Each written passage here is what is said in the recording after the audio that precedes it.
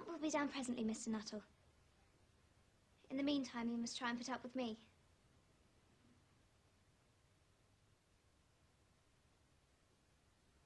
It is very kind of you to wait with me.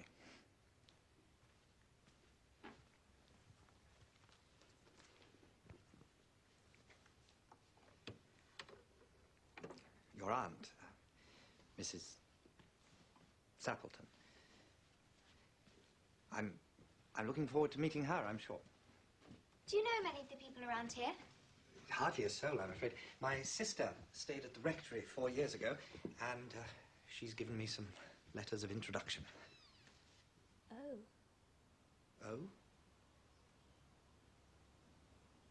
Then you know practically nothing about my aunt? I know her name and address.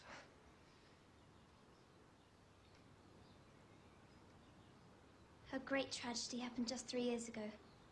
That would be after your sister's time. Her tragedy?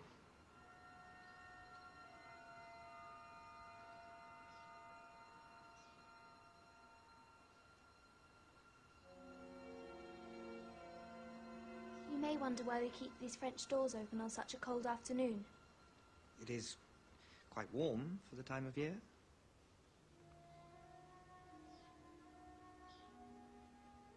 Out through those doors, 3 years ago to a day, my aunt's husband and her 2 sons went off for their day's shooting.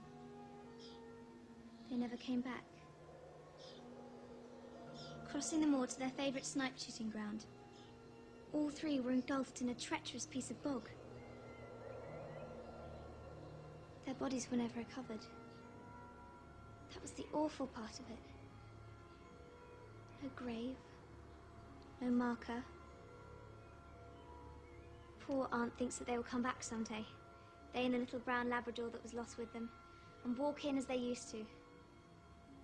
She spends hours sitting, waiting, watching through the open doors. She won't allow them to be shut until it's dark outside.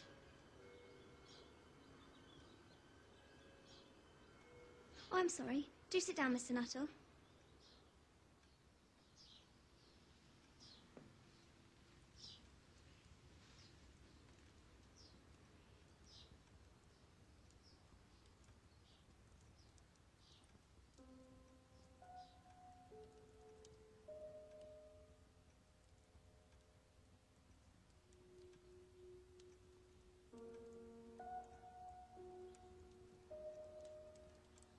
That was done shortly before they... Poor dear aunt. She's often told me of how they went out. Her husband with his waterproof coat over his arm, and Ronnie, her eldest son, teasing her. The tea'd better be ready when we return, Mamma, else there'll be hell to pay.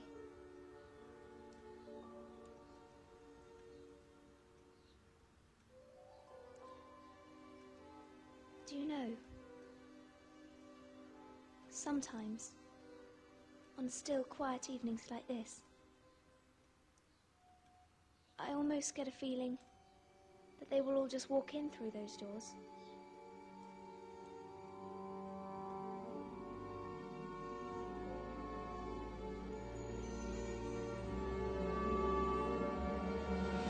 I'm terribly sorry for keeping you waiting, Miss Nuttall.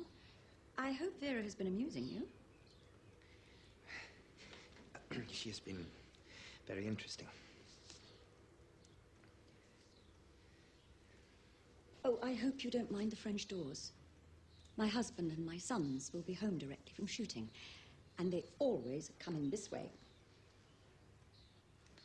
Well, they've been out for snipe in the marshes today, so they'll make a fine mess of my carpets. Typical of you menfolk, isn't it?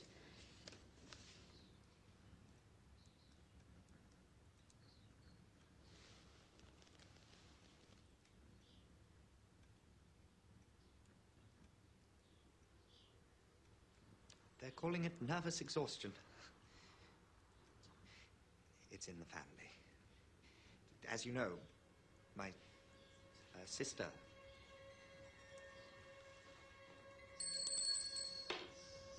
Is the tea ready?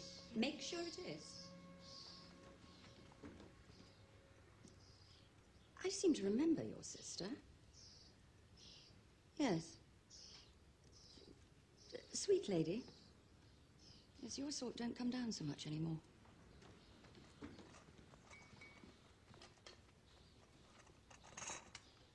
I hope your stay will be peaceful.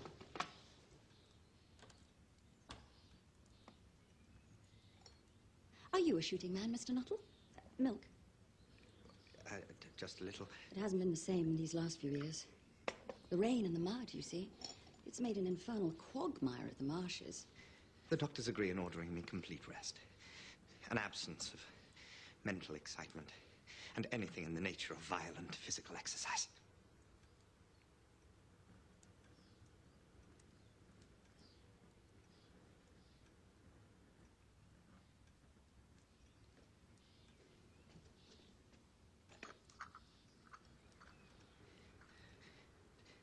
On the subject of diet, though, they are not in such agreement. No.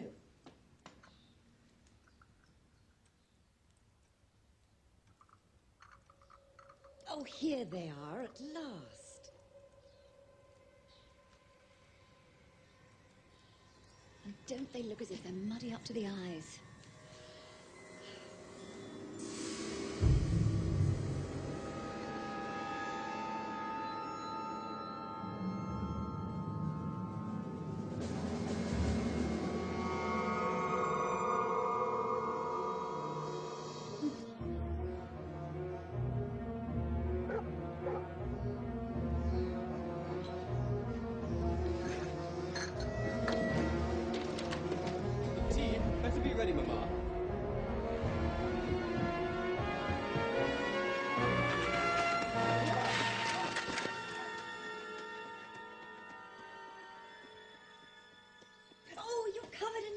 Oh, fairly muddy, my dear, but most of it's dry.